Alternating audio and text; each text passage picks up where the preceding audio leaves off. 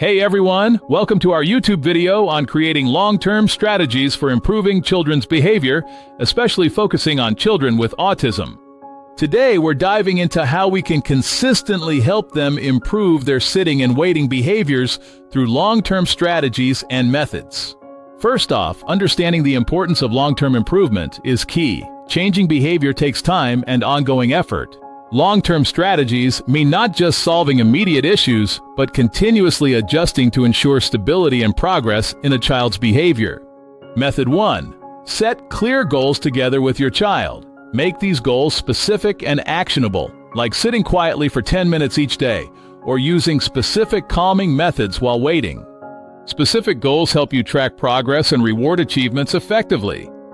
Method 2. Establish a stable daily routine. Consistent schedules with fixed activities and timelines help children establish expectations and routines, reducing anxiety. Method 3. Implement reinforcement and reward systems.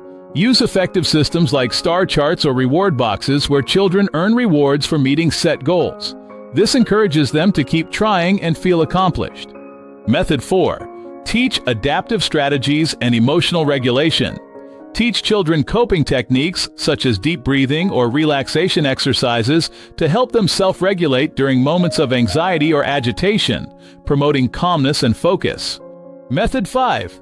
Maintain continuous collaboration between parents and teachers. Close cooperation and communication ensure consistent strategies at home and school, fostering a supportive environment.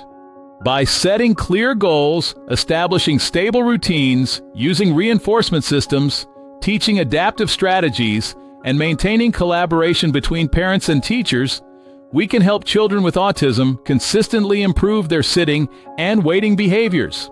Every child progresses at their own pace, and perseverance is key to success. Thanks for watching. We hope today's tips were helpful. If you found these strategies useful, please like, subscribe to our channel, and share with other parents who might benefit. See you next time.